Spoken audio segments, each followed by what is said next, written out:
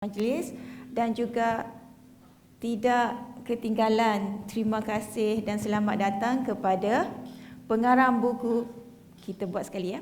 Meownglish.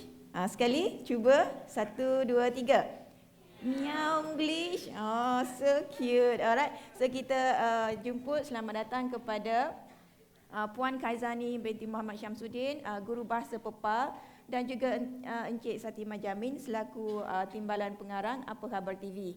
Terima kasih dan selamat datang kita ucapkan. Alright, dengan itu kita mulakan resensi buku kita pada pagi ini, insya-Allah. Terima kasih pelajar-pelajar kita.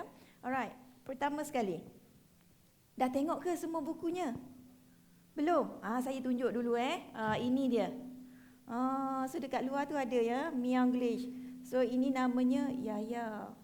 Yaya tahu nama dia. Alright, so kita nak tanya pengarang kita Puan Chaizani. Okay, what is your how you begin your career as an author, and also what is your biggest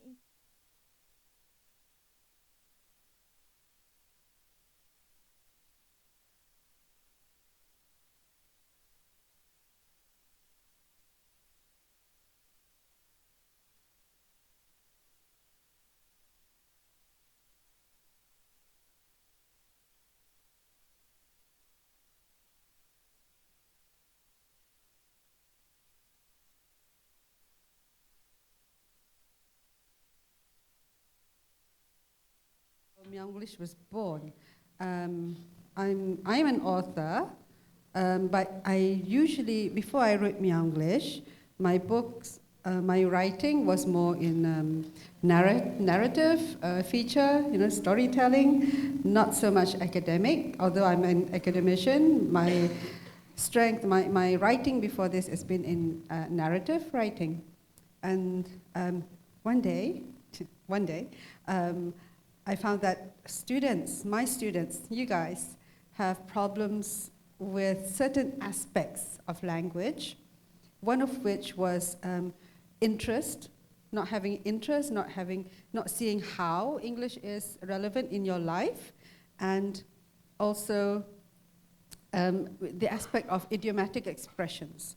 So I asked my co-author here, what should I do? And because he is a journalist, a photojournalist, he had his own material. So I took some of that material and changed it into teaching material. And the material was comics, animal comics. So that's how it began. Yeah, all right. Thank you so much, Puan Chaizani. And how about Encik Satiman? What is your biggest inspiration and how you begin to, provide all the pictures and so on that you have, so to link between Puan Chaizani and also your own expertise in this? Being a journalist, the first thing that we look at when we take photos is the story behind it. And sebagai wartawan,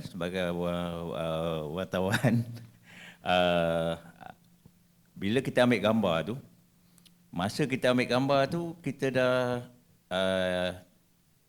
fikir dah tengok dah apa cerita di sebalik gambar tu. Dan sebaliknya juga betul. Sebaliknya juga benar, maknanya kalau kita ada satu cerita yang kita nak tulis, kita akan fikirkan gambar apa yang sesuai.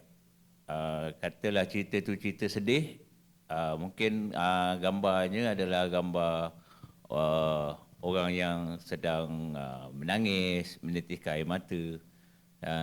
Dan kalau cerita gembira, yang orang yang sedang ketawa. Kan. Jadi, dari situlah timbulnya bila saya ambil gambar kucing, gambar binatang lah, terutama kucing-kucing kami, saya akan tengok apa cerita di sebalik tu, apa yang mungkin dialog yang sesuai untuk setiap gambar tu. Dan bila dialog tu dibuat dalam bahasa Inggeris dan mengenai sesuatu topik, contohnya kalau untuk dalam buku ni adalah khusus berkenaan dengan idiomatic expression ataupun pepatah. Jadi saya padankan gambar aksi yang sesuai dengan pepatah yang tertentu. Ataupun bila saya ada nak buat cerita tentang pepatah yang tertentu tu, saya akan cuba dapatkan gambar yang sesuai yang boleh menceritakan pepatah tu dalam dengan menyelitkan unsur-unsur humor lah, unsur kelakar.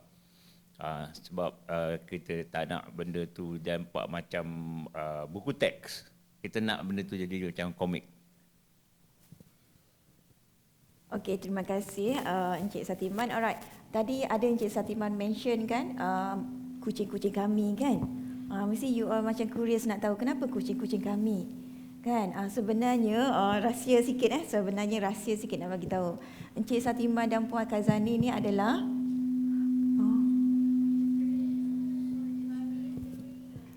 adalah husband and wife. Sebab tu ada kucing-kucing kami tu, alright. So ya, uniknya pasangan ini, okey, kerana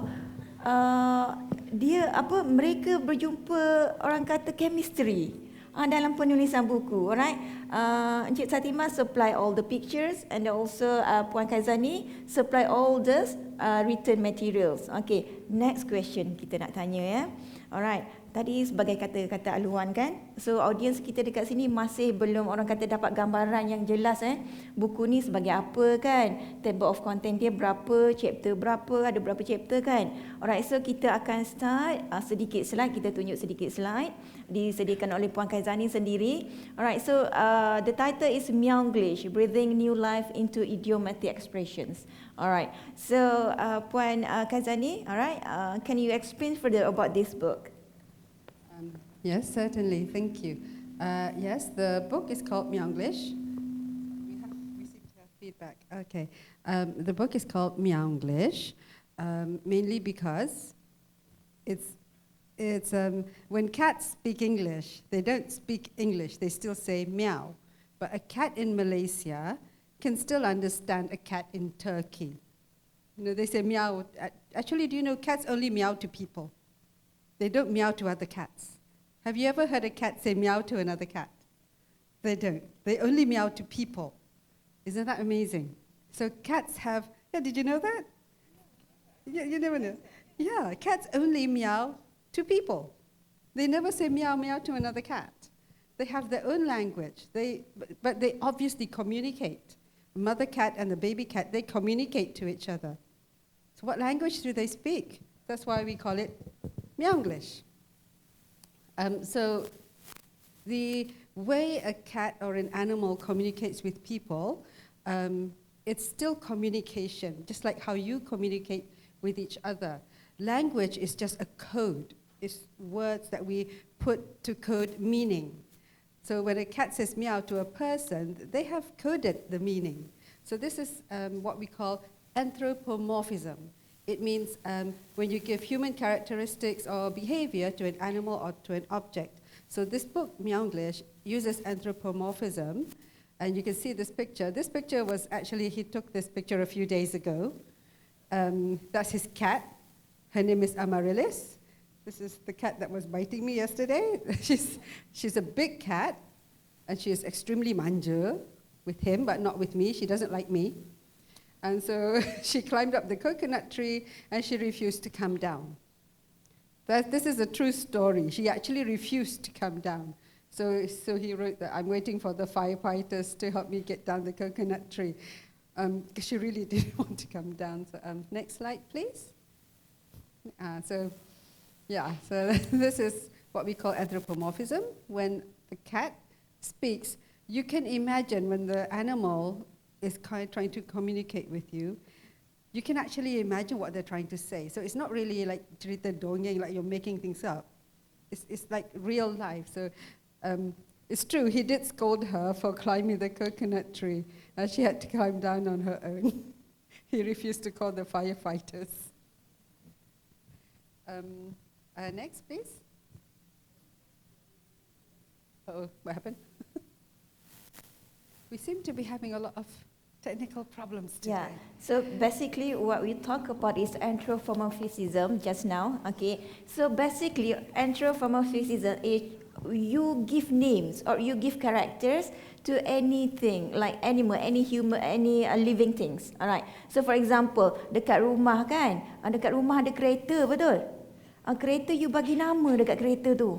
Contoh Honda, dia tak panggil Honda, you panggil Honda sayang, contohnya so you bagi karakter, sayangnya Honda you lebih pada you sayang, partner you contoh. So itu anthropomorphism ya. Dan juga sama juga macam Meownglish ni ya. So kita tanya sedikit Encik Satiman based on Encik Satiman punya gambar dan sebagainya, katanya Mak Yahya tadi sayang lebih kepada Encik Satiman kan, compared to Puan Chaizani. So macam mana Encik Satiman gunakan orang kata idea dan angle tu untuk tampilkan Yahya dalam buku ni?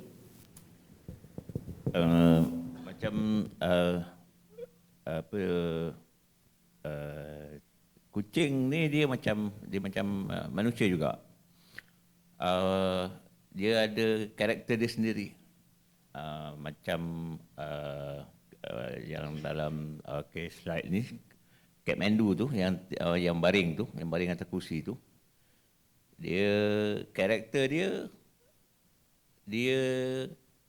kalau makan kita kena gosok perut dia, kalau tidak dia tak mau makan.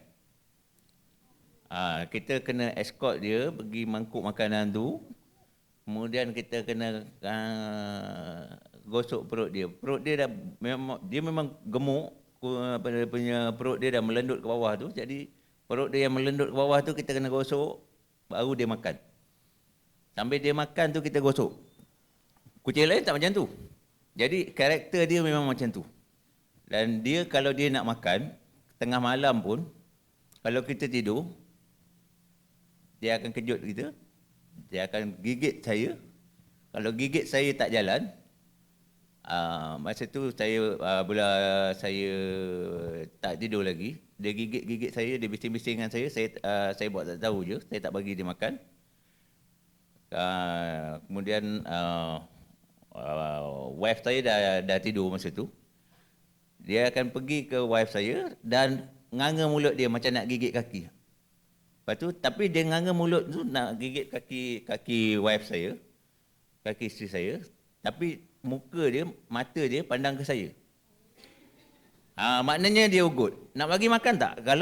Kalau tak nak bagi makan, dia akan gigit kaki isteri saya. Jadi terpaksalah. Dia karakter dia memang macam tu. Kita dah tahu. Dan kalau kita buat tak layan juga, memang betul dia akan gigit.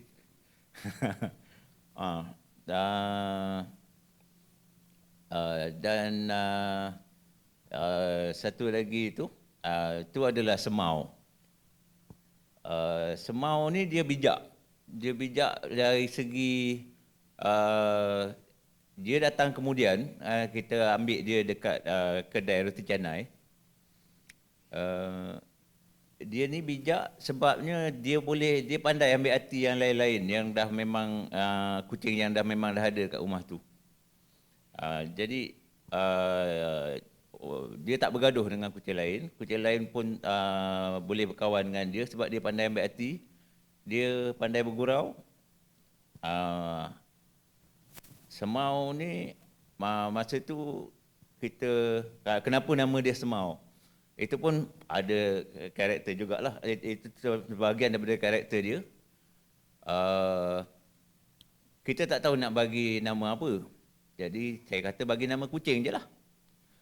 Jadi kucing dalam bahasa Mandarin adalah Mau. Jadi ini apa? Ini adalah kucing. It is a cat. Semau. 这个什么 Semau, cakap semau, ini adalah kucing. It is a cat. So kita panggil dia semau. Itu antara karakter je lah. Dan dari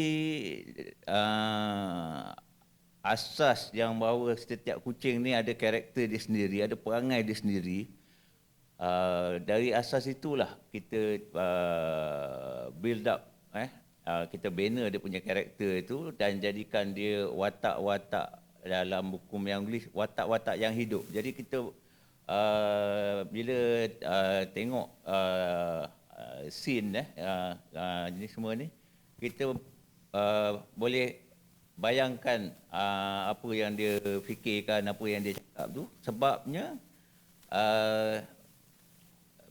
mereka ni ada watak sendiri. Jadi kalau macam Yaya ni, dia pun macam abang dia juga. Kat Mendu tu tadi abang dia. Macam Yaya ni dia kuat makan juga. Jadi kita tengok dia kononnya dalam scene ni dia komplain, alah internet down, tak ada internet lain, internet putus. Dia terbantut dah usaha dia nak pergi cari resepi tu ayam panggang. Dia memang suka makan dan dia memang suka makan ayam sampai ke tulang-tulang yang besar yang keras tu pun dia boleh pecahkan.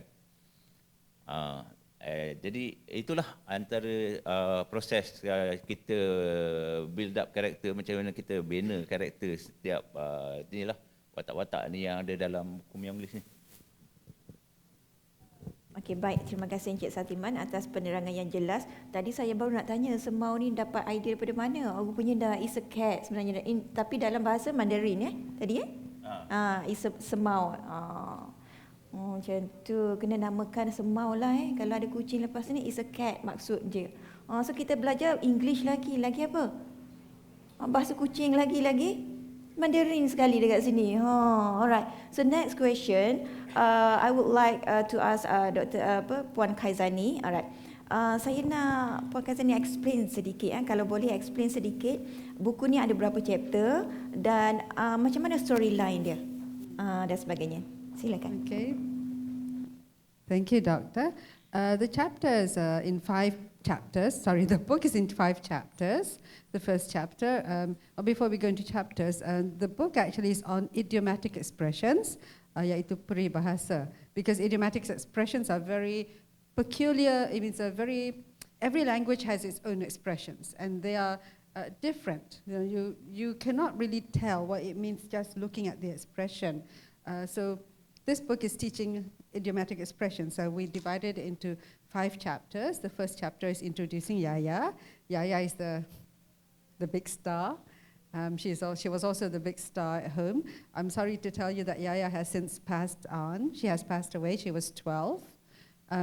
We loved her very much. So he's daddy, I'm mommy. Next, please. So this is Yaya's mommy, her real mother, Socks, who loved only him and not me.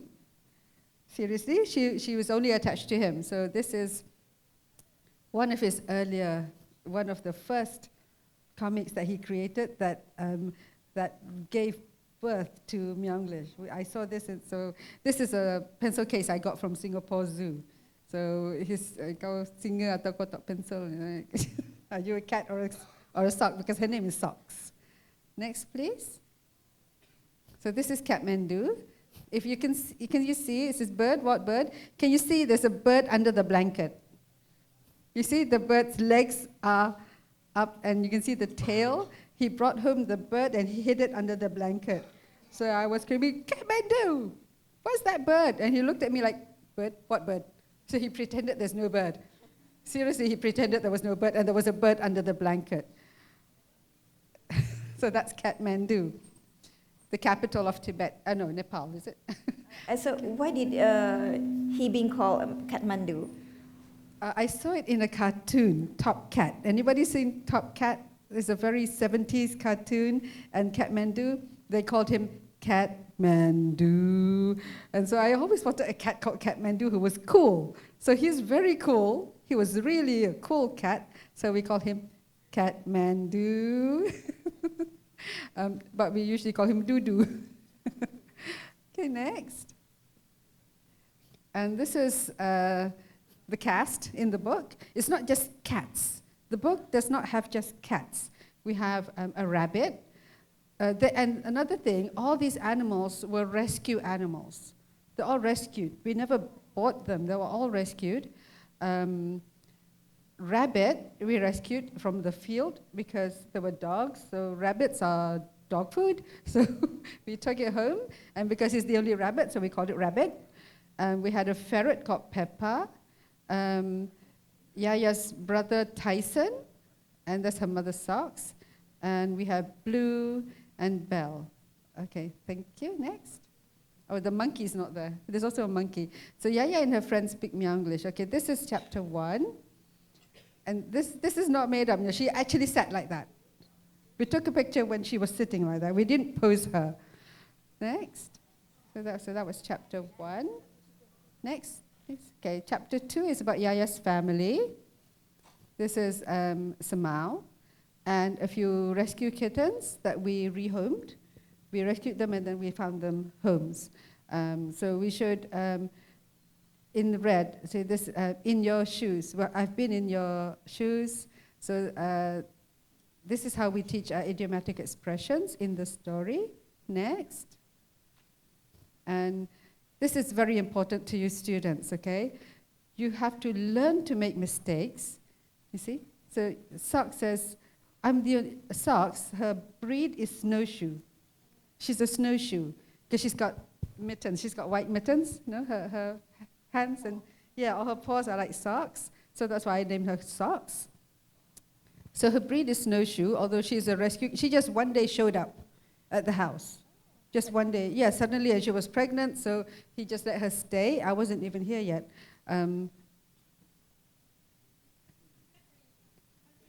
Potomaka. So you learn. So Socks is making a mistake. She thought Samau said, she's the only snowshoe. Why is Samau saying other cats have shoes? Next. So Samau is saying, no, that's not what she means. So the point here is that you learn to make when you learn, you make mistakes. And when you make mistakes, you learn. So don't be afraid of making a mistake when you're learning a language. Because when you make your mistake, that is when you learn. You should be more afraid of not making a mistake. If you don't make a mistake, that means you're not learning. You never learn anything. You go through life making no mistakes, means you go through life learning nothing. That's the lesson here. Next. I'll just go speed through the chapter. So chapter 2 is an idiomatic expression, rabbit, lend me your ears. This is from Shakespeare. It means please listen to me, but she's biting the ear, so the rabbit's saying, why are you biting my ears? So this is one of the occasions where you're learning through making a mistake. Next. And the book, importantly, is bilingual. So if you have problems learning the English, there's a BM translation. And in fact, the book we have sent overseas for foreigners learning Bahasa Malaysia.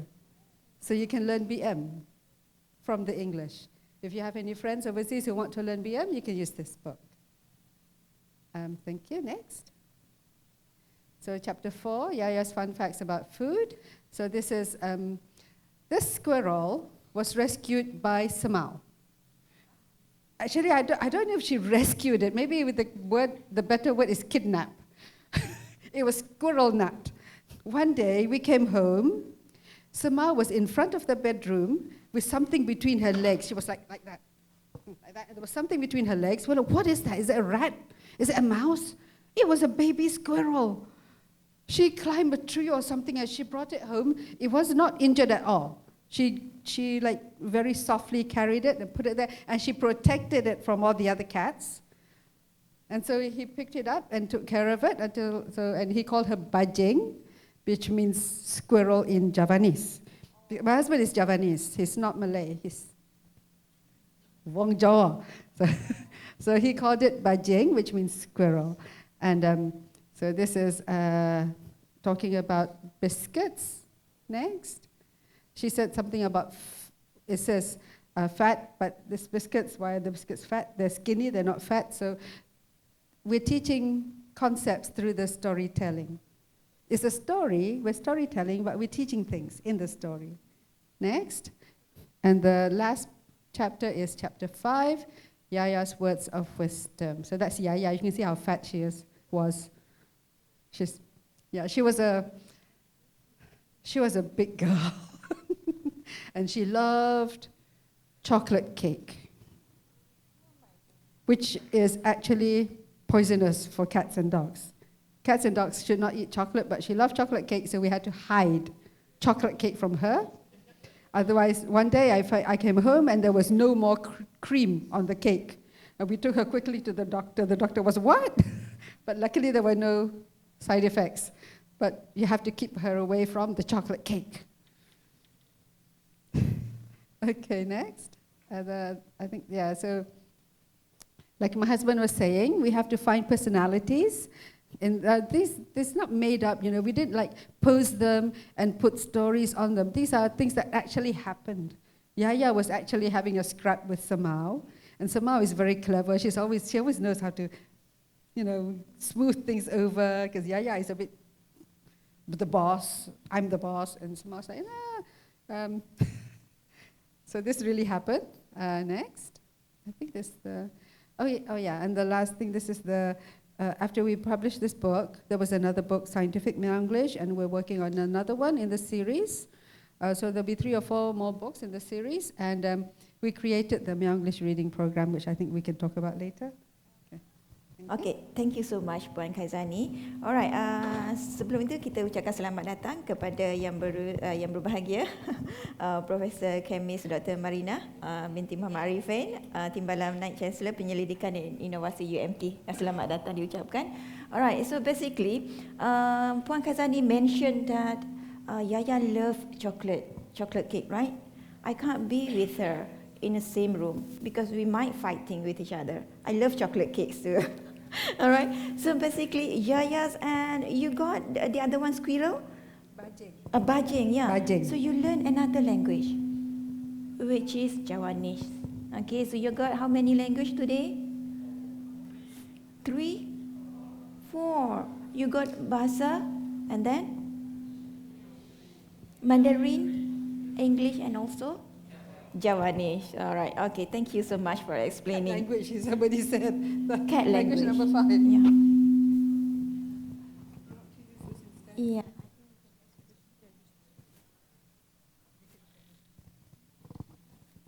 Okay, so I just use the mic, right, so that we don't have the technical problem here. All right, so basically, what said that is coming, the bajang, right? It's coming from because of what has the, anyway, Encik Satiman, we call him as Wak as well. Nama baru rahsia juga ni. Mau bagi tahu lagi sekali ni. Tadi rahsia apa? Yang pertama tadi? Husband and wife. Yang kedua? Nickname Wak dekat sini. Seluruh UMT tahu Encik Satiman ni sebagai Wak. Jumpa kat mana-mana nanti Encik Satiman panggil Wak. Okay. So Encik Satiman ya, kita teruskan dengan, kita ada 5 chapter tadi kan? Alright, so 5 chapter ni adalah digubal oleh Puan Chaizani ataupun Wak ada contribute in the, you know? Sebenarnya kita siapkan komik tu dulu. Kita dah siapkan komik tu, baru kita pecah-pecahkan kepada chapter yang ada ni lah. Sebabnya pada peringkat awal tu dia bukan kita tak ada rancangan nak buat buku asalnya. Asalnya adalah newsletter yang isteri saya buat untuk student dia lah. Meownglish newsletter, dan daripada newsletter itu kita compilekan jadi buku. Sebelum jadi newsletter, sebenarnya banyak komik kucing ni saya post di Facebook. Dan ramai yang bagi respon. Maknanya ramai juga yang minat dengan kucing, ramai yang bagi respon positif, yang bagi komen yang kata diorang pun ada kucing kat rumah, diorang pun ada berinteraksi dengan kucing. Jadi dari situ kita dapat mengagak komik ni boleh jadi satu media untuk mengajar, satu media untuk mengajar kalau tak kira lah apa-apa subjek pun. Sebab dia menggantikan watak manusia dengan konsep anthropomorphism tadi. Mana kalau watak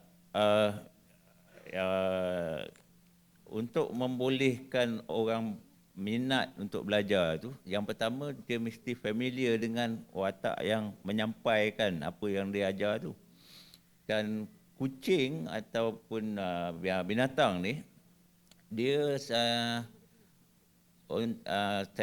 rasa dia bagus untuk sebagai satu medium untuk menyampaikan ilmu ni, sebab orang rasa selesa. Kebanyakan orang akan merasa, ada juga yang memang takut dengan kucing ataupun tak suka dengan kucing. Tapi kebanyakan orang akan merasa selesa dengan watak kucing sebagai yang menyampaikan ilmu, menyampaikan pengetahuan. Dia tak ada satu prejudis. Kalau kita letak watak manusia, mungkin dia kata dia orang belajar tinggi, ataupun dia orang putih, dia orang kulit putih, memanglah dia pandai bahasa Inggeris. Jadi bila letak watak binatang, watak kucing ni sebagai penyampai ilmu tu, dia neutral. Jadi kemungkinan untuk apa yang disampaikan tu diterima adalah lebih besar. Dan saya baru balik dari Taman Negara, daripada kampung orang asli di Taman Negara. Kampung tu sangat jauh, line telefon pun tak ada, nak ke sana kena naik bot. Dalam Taman Negara tu. Tapi dalam Taman Negara, dalam kampung orang asli tu, Kampung Cangkung nama dia. Orang asli batik tu. Dalam kampung orang asli tu pun ada kucing. Yang terpencil macam tu pun ada kucing. Maknanya kalau kita bawa buku Meownglish ni ke sana, dia orang masih boleh identify dengan watak yang ada dalam buku tu lah. Sebab dalam kampung dia yang terpencil macam tu pun ada kucing. Ada beberapa ekor kucing. Tapi mengikut pemerhatian saya juga, kalau untuk khusus untuk kampung tu, kucing kurang sesuai, bukan sebab dia orang tak identify dengan kucing. Dia orang kucing memang ada di kampung tu. Dia kenal apa itu kucing sebagai binatang peliharaan. Tapi di kampung tu watak yang pada saya lah, watak yang lebih sesuai adalah ayam. Sebab ayam di kampung tu, bukan ayam kampung ni, ayam tu dia ambil telur ayam hutan. Telur ayam hutan tu dia kelik. Dia kelik telur ayam hutan tu sampai menetas. Kemudian bila dah menetas pun dia kelik macam anak. Bagi makan apa semua. Dan ayam yang dibela di situ, dia tak akan makan. Dia anggap ayam tu sebagai ahli keluarga dia. Sebab dia jaga dari kecil, kemudian dia bagi makan. Dia dah jadi sebahagian daripada keluarga dia. Kalau dia nak makan ayam, dia pergi buru ayam hutan dekat hutan. Ayam yang diburu atau ayam yang dibeli dekat luar, kat kedai, boleh makan. Tapi ayam yang dibela tu, walau berapa banyak pun, dia tak akan makan. Sebab dia anggap sebagai ahli keluarga dia. Jadi kalau katalah dibagi disuruh buat buku yang sama ataupun modul yang sama untuk orang asli kampung tu, saya terpaksa gunakan watak ayam lah. Sebab ada orang lebih berinteraksi dengan ayam daripada kucing. Okey, terima kasih Encik Satiman atas penerangan yang jelas. So dekat sini siapa ada Yaya dekat rumah? Yaya kan binatang peliharaan yang kesayangan you, you anggap macam adik-beradik dah. Siapa ada Yaya? Tak kisahlah nama lain dah dekat rumah kan, tapi Yaya ni, siapa ada Yaya dekat rumah? Ada? Boleh saya dengar daripada sana. Yaya tu sejenis apa? Binatang apa tu? Kucing? Kucing? Okey, sebelah sini tadi Yaya tu binatang apa? Kucing juga. Ada selain kucing, kura-kura ke, penyu ke? Tak ada? Landak? Bela landak? Ya. Nama apa landak tu? Lah, ada juga bela landak. Apa? Dr. Erin? Dr. Erin ada ke Yaya dekat rumah? Hamster. Allah, sedih. Saya dulu ada juga monyet.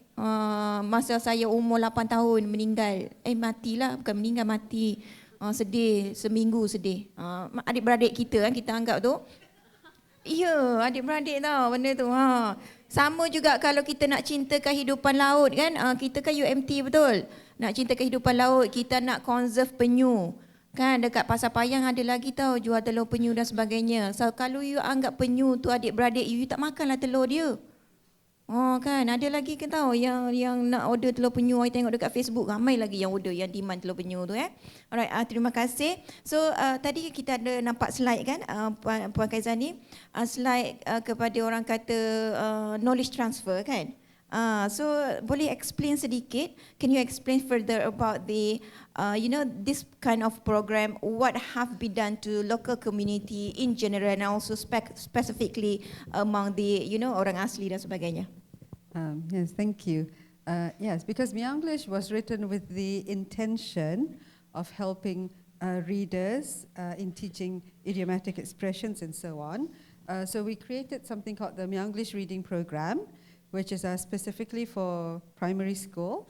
So we've gone to, so far, two schools, I believe. We're going to a third one soon, inshallah, where we get sponsors to buy the books to give to the students in packs. So we have the book, we have stationery set, we have stickers and files and really cute cat stickers. So the children are very happy.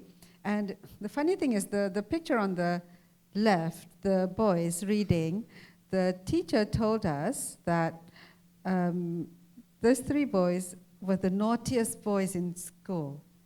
The naughtiest, that the teachers could never get them to read anything. And they got the books and look, he's got a book of his own, but his friend is showing him something, so they're showing each other, look at this, and they were learning. Because when you make somebody do something, they don't want to do it, right? So you read. Naughty boys, they're not going to do it, they're going to rebel. But when you get something like this, it talks to them, it speaks to them, the pictures of the animal, doing everyday things that they might do. And because Yaya she was a very naughty girl, she was quite naughty, and somehow the kidnapper, Kathmandu with you have to rub his tummy before he eats. So there's all sorts of perangai, right? So the children identified with it. So we're using it to help teach English and idiomatic expressions. So that's why we're coming up with new books in the series. Alright, thank you so much for explaining. Alright, and then kita nak tanya Encik Satiman ya. Encik Satiman ni kita tahu fotografer, tadi pun ada tertinggal kamera dekat sini. Ni pun baru balik pada Taman Negara katanya kan.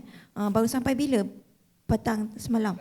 Malam tadi. Okay. Terus dapat dekat Facebook, ada terus post pasal semut pula. Dekat Facebook hari ni, kat Facebook Encik Satiman pasal semut pula.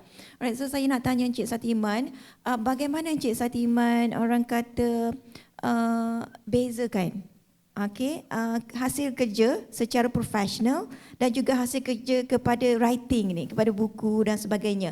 Maksudnya you categorize all the pictures kan? Yang ini untuk kerja dan yang ini untuk buku-buku collection dan sebagainya. Okay, silakan.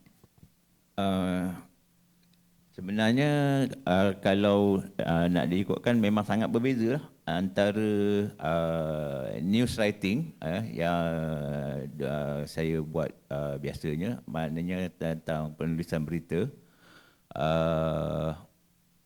dengan apa yang ada dalam Meownglish ni memang sangat berbeza. Tapi dia ada banyak persamaan dengan feature writing, opinion piece, op-ed, di mana dalam feature ataupun editorial kita ada kebebasan untuk menyatakan fikiran kita. Jadi daripada kebebasan untuk menyatakan fikiran tu, pendapat kita tu, itu kita kembangkan lagi kepada bidang-bidang lain. Contohnya macam inilah penulisan buku yang lebih kepada mixing, dia bercampur, maknanya adalah antara fakta dengan komik. Ya, ada cerita komik yang mengarut-ngarut, ada cerita komik yang dalamnya ada pelajaran, ada fakta. Jadi itu yang kita buat untuk ni. Maknanya ada memang persembahannya dalam bentuk komik, memang ada unsur humor ataupun kelakar, tapi ada pengetahuan, ada ilmu yang disampaikan kat situ. Cuma mediumnya je yang berlainan. Ilmunya tetap sama, tetap berguna.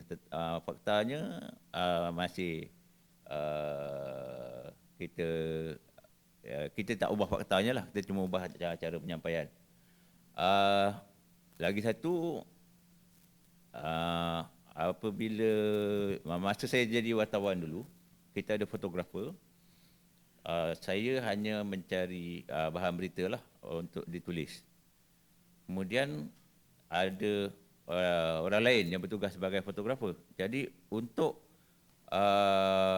tugasan macam tu kena tag team, maknanya saya kena beritahu dengan fotografer tu story tadi tu saya nak buat angle apa, angle macam mana, dan saya kena beritahu dia angle-nya begini, nanti dia akan cari gambar yang sesuai dengan angle yang saya fikirkan tu tadi. Dalam konteks tu, apabila sekarang ni saya sendiri yang ambil gambar, jadi mudahlah. Saya boleh mengarang cerita tu masa saya snap gambar, ataupun saya boleh karang dulu cerita tu, kemudian fikirkan gambar yang sesuai. Okey, gambar yang sesuai macam mana? Jadi kena carilah gambar aksi kucing yang macam mana yang sesuai dengan cerita tadi tu. Macam tadi yang gambar semau gigit telinga rabbit tu, itu saya dah ambil gambarnya dulu. Okey, saya dah ambil gambarnya dulu, barulah dalam konteks gambar tu semau gigit telinga rabbit. Jadi saya fikirkan yang paling sesuai sekali, idiomatic expression yang paling sesuai sekali untuk gambar tu ialah tu, lend me your ears. Jadi semau dia tak faham maksud lend me your ears tu, dia ingat dia kena gigit telinga orang tu, dia kena betul-betul ambil telinga orang tu.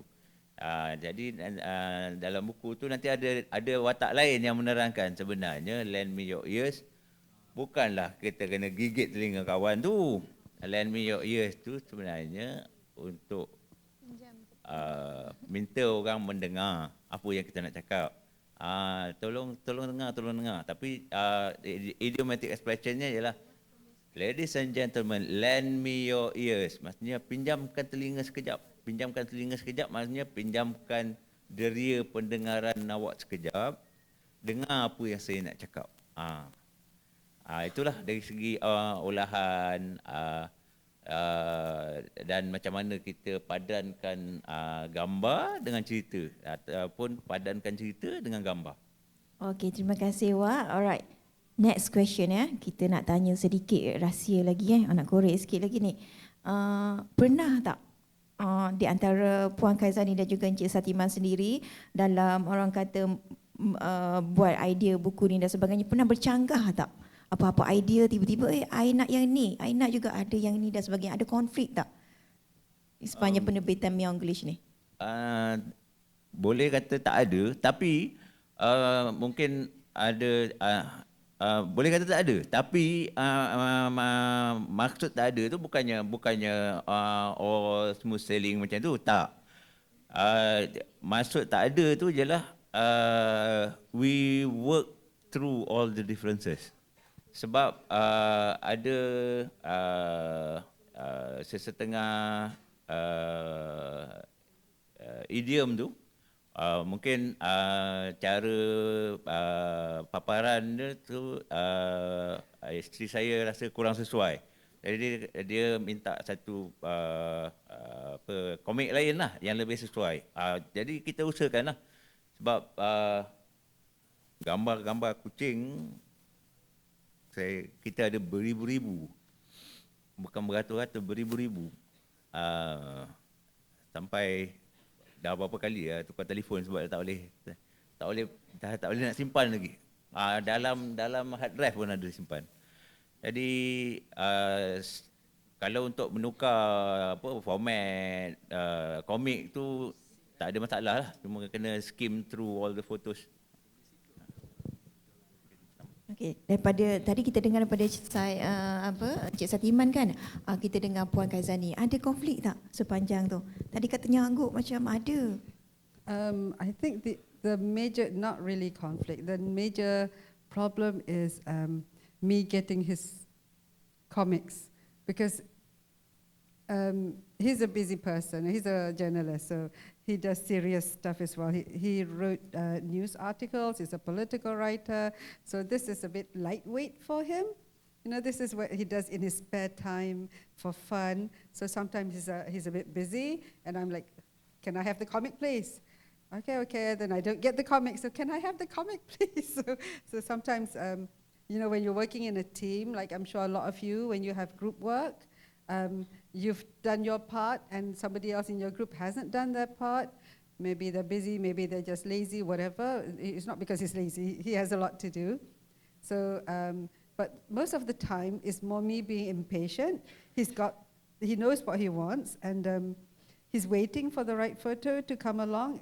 It's not like he's not like posing it, right? So he has to wait for the right moment where he sees it happening, he takes the photograph, and then he's got the photograph and the caption to go with it. But then I'm impatient, I'm always impatient, and I'm always pushing him, can I have the photograph, please? And he always tells me, all in good time. I was thinking maybe some of the students might not understand what you meant about angle. A lot of you are taking academic writing skills, yes? Yes, I know my classes. I've got a couple of classes here. So maybe you don't know what angle means. Even maybe some of the staff don't know what that means. Maybe do you think it's a good idea for him to explain what that is? Yeah, if in a brief for a particular angle of news writing and so on. Kalau orang surat khabar ni, wartawan ni, perkara utama yang dia cari adalah angle. Kalau contohnya macam event hari ni, katalah saya sebagai wartawan kena cover event ni. Saya tak boleh tulis hari ini di PSNZ ada resensi buku Meownglish. Dia akan jadi sangat hamba. Sebab apa? Tak ada angle. Apakah maksud angle tu? Macam kita ambil gambar jugalah. Kalau kita ambil dari depan, so orang tu mungkin nampak pendek sikit lah. Apa? Kan? Kalau dari depan nampak pendek sikit. Dari depan nampak pendek sikit. Kalau dari bawah nampak tinggi dia. Jadi macam itulah. Sama macam kita ambil kita tengok gambar lah. Kita nak ambil gambar tu, kita tengok angle mana. Ambil gambar aku dari tepi sikit lah. Tak naklah nampak perut. Jadi nampak slim lah sekarang. Cuma angle je berubah. Jadi macam bila kita tulis story pun macam tu juga. Kita akan ambil angle macam mana. Contohnya baru-baru ni UMT ada convocation. Kalau tengok ada banyak story dia ambil angle human interest. Contohnya anak penoreh getah berjaya mendapat kepujian kelas pertama. Kenapa dia nak cerita anak penoreh getah? Kenapa dia tak cerita pelajar UMT jurusan? Kan kalau kita buat story macam biasa, seorang pelajar UMT dari jurusan telah berjaya mendapat, kan flat, tak menarik. Anak penoreh getah, daripada keluarga miskin berjaya mendapat kepujian kelas pertama dan berjaya mendapat anugerah Naik Chancellor dan sebagainya. Kat situ kita akan nampak gradation, maknanya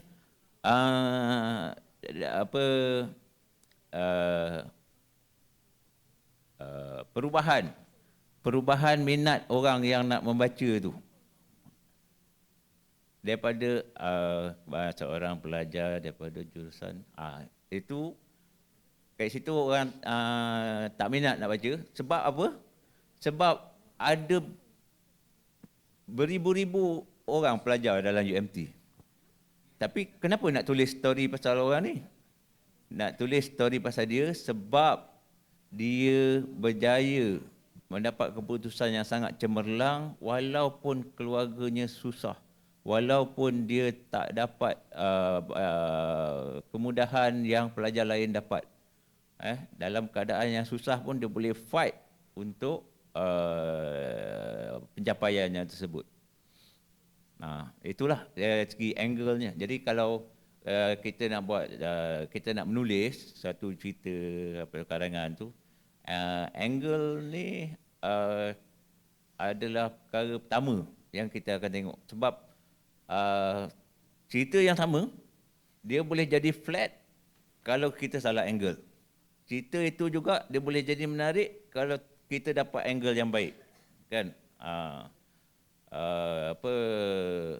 Kalau kita kata, walaupun cerita tu asalnya adalah memang ceritanya dramatik, tapi boleh lebih dramatik lagi kalau kita contohlah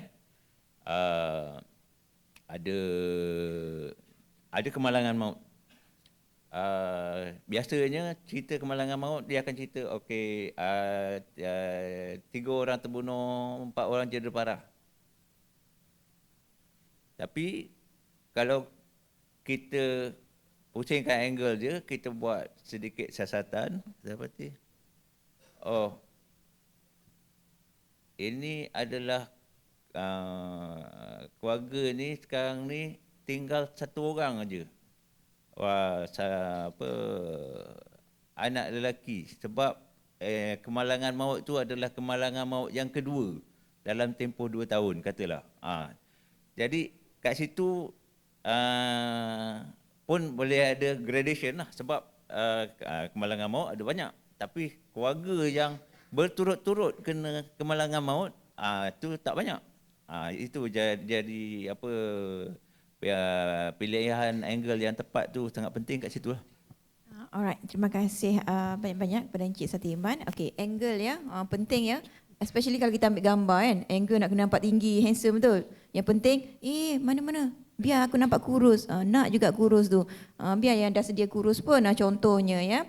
Alright, terima kasih. So, sebelum kita mengakhiri resensi buku pada pagi ini, sedikit ringkasan harapan harapan Puan Chaizani juga Encik Satiman kepada Meownglish ni? Dia ke mana arah tujunya selepas ini, dan komuniti mana yang akan orang kata diperluaskan lagi distribution of this book? Silakan.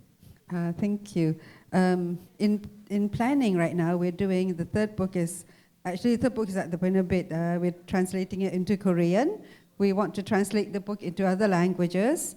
Dr. Nurul has been chasing me, asking. We want it in Mandarin. She wants Meownglish, but she's in Germany now, so I don't know when she comes back. Maybe we have Meownglish. But right now, I'm also working on medical Meownglish. I call it medical Meownglish for now, but it's probably going to have another name. It's about animals and vets. A lot of people do not know when to go to a vet or why you have to have a vet. Not just for cats, but for any animal, because it's about animals and people, right? So that's what we're doing, and we're also progressing with the Meownglish reading program. I'm hoping that more of you guys will want to read Meownglish, because not just Meownglish Book 1, the second book is Scientific Meownglish, to help science students, because the reason I wrote the book is to help you guys. And the reason he does all the photography is because this is what he does, this is his job. So this is one of the pictures that he took, where this is not mine, this is his, I stole it. Give yourself the clearance to take off and chase your dreams. Clearance means, you know, when the plane is about to go, you have to have the space. So clearance here means space. Give yourself the space to take off and chase your dreams, just like that bird over there. So that's my hope. Okay, thank you so much Puan Chaizani, dan juga Encik Satiman, apa harapan seterusnya selepas ini? Harapan saya untuk meluaskan lagi English reading program, dan kita macam seperti saya beritahu tadi, ada buku yang kedua, Scientific Meownglish, dah ada, dah di print. Ada yang menunggu untuk printing, itu kerjasama dengan Mr. Han, ya, ini pensyarah bahasa Korea. Jadi kita ada Meownglish yang ada 3 bahasa, termasuk bahasa Korea. Ini belum print lagi lah, belum ada. Apa ni, berkenaan dengan gambar-gambar apa semua ni. Sebenarnya bila kita buat siri buku Meownglish ni, dia memberi saya satu peluang untuk memaparkan kehidupan kita, dunia kita dalam bentuk gambar. Gambar macam ni, memang gambar ni saya ambil sendiri. Ini dekat pokok rentri dekat Masjid Putih, Masjid Abidin. Gambar burung tu terbang. Saya banyak ambil gambar ni lah, gambar burung, gambar serangga, gambar rama-rama. Sebab apa, saya tak ambil gambar pemandangan apa semua, jarang lah. Ada juga, tapi saya lebih minat kepada gambar binatang-binatang ni sebab dia ada action. Apabila dia ada action, kita boleh mengambil inspirasi daripada dia, sebab kita juga perlu take action untuk mencapai apa-apa yang kita nak capai lah, untuk mencapai impian kita. Jadi kat sini itu saya ayat tu saya karang sendirilah. Give yourself the clearance to take off and chase your dream. Maknanya kalau untuk kapal terbang, sebelum dia nak berlepas, pilot tu dia akan minta kebenaran dulu dengan tower tu untuk dia berlepas. Okey, kemudian tower bagi kebenaran berlepas, baru dia boleh berlepas. Jadi untuk kita ni, untuk kita terbang dan bergerak dan berusaha mencapai impian kita, kita tak payah minta clearance siapa-siapa, tak payah kita nak minta kebenaran siapa-siapa. Kita sendirilah. Kita sendiri bagi kebenaran diri kita untuk bergerak dan berusaha mencapai impian kita. Jadi rugilah kalau tak gunakan peluang tu, sedangkan kita sendiri ada hak untuk memberi diri kita kebenaran mencapai impian kita. Itu sih. Okey, terima kasih banyak-banyak and thank you so much. Last thing, to all the students here, my husband is a newsman, he's a journalist. He used to be with New Straits Times and now he's with Apa Khabar TV. I'm a writer, I teach, but I'm also a writer. I wanted to be a writer since I was about 10 years old. So we're both writers, and I'm hoping that you can see that writing is a profession that you can go into. It's not just this is the modern digital age. You don't have to just apply for a job, go job hunting, you just wait for a job. You can look for a job, you can make yourself a job, you can become writers too, just like us. So I hope some of you will go into writing. Make your mark on the world. When you're gone, your book is still there in the world. You leave something for people to read. That would be really cool, right?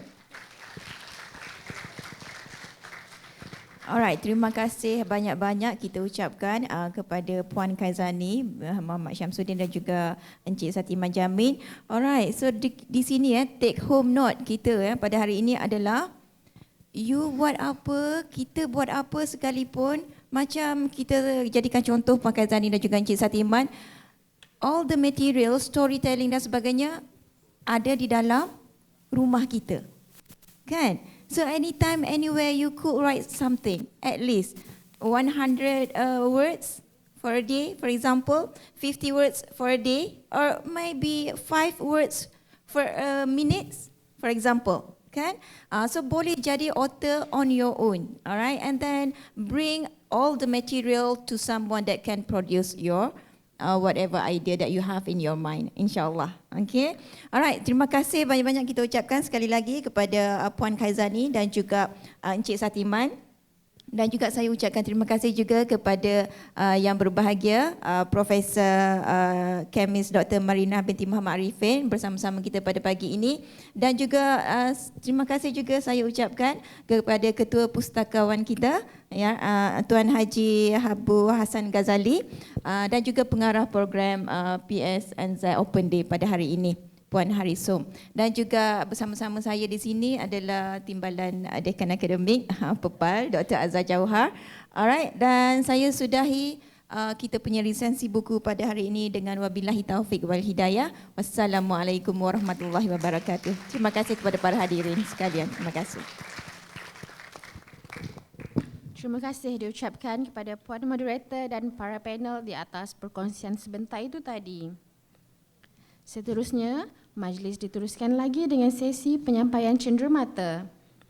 Majlis dengan segala hormatnya mempersilakan yang berbahagia Profesor Kemis Dr. Marinah binti Muhammad Arifin diiringi yang berusaha Tuan Haji Abu Hassan Ghazali untuk naik ke pentas bagi sesi penyampaian cenderamata.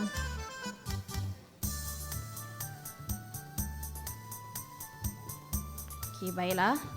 Dipersilakan Dr. Nurul Hidayah binti Mat untuk menerima cenderamata sebagai tanda kenang-kenangan.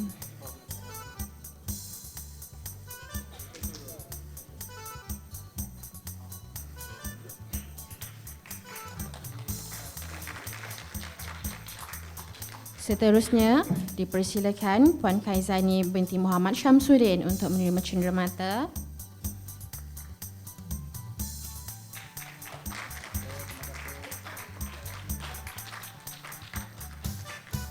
Dan akhir sekali dipersilakan Encik Satiman Jamin untuk menerima cenderamata.